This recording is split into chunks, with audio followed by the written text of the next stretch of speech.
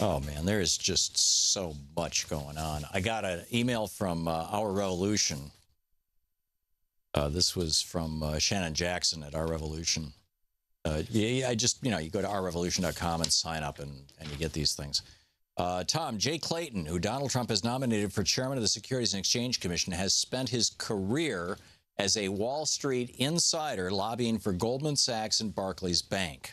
Now he's in line to police the same banks whose greed and recklessness led us to the 2008 global economic meltdown, the worst financial disaster since the Great Depression. Well, that's exciting news. Meanwhile, over at the FCC, Trump has installed Ajit Pai, who famously hates net neutrality.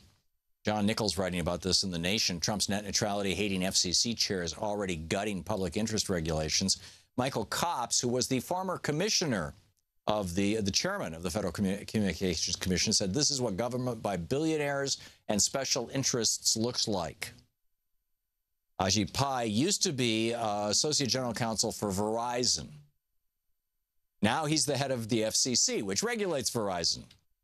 As FCC chair, John Nichols writes, Pai has moved rapidly to undo Obama's FCC legacy, reversing or weakening measures that had begun to restore the commission's commitment to regulating on behalf of the public rather than the corporate interest. They killed the FCC's guidance to broadcasters on shared service agreements, an initiative to guard against media companies operating 2 or more stations in markets where there's supposed to be competition. We don't need no stinking competition in media. No.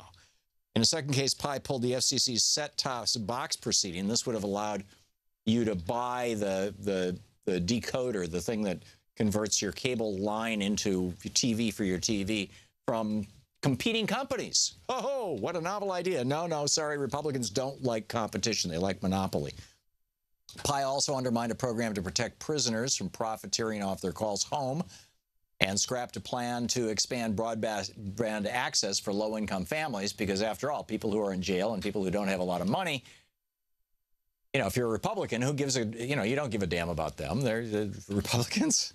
Republicans hate people in jail and people who have no money. By definition, they don't vote Republican.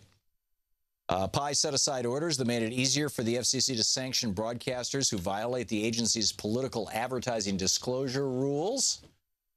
Brilliant. And he said of net neutrality, and I quote, its days are numbered. This is not a good idea. Have you heard, has President Trump been tweeting about, oh my God, I said it. I think that's the first time I said it. I'm sorry, Troy. Didn't mean to do that to your ears. Has Donald Trump told you about the 2 terrorists who were arrested last week? I mean, this is a big deal.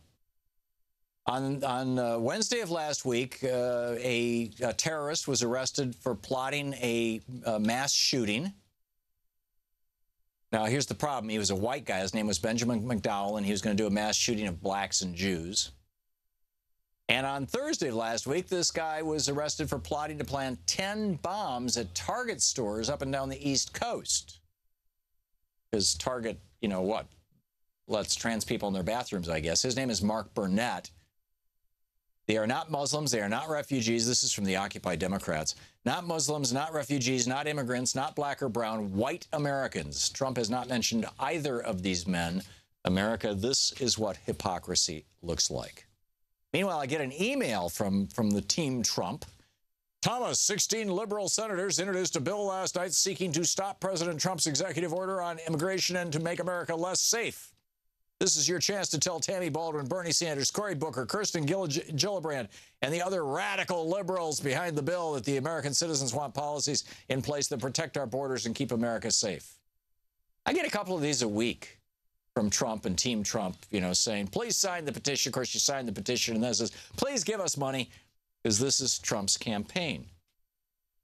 This is so very different than what we saw over the last 8 years. And part of me, I wanted President Obama to do more outreach, but on the other hand, I'm looking at this and it just seems so crass.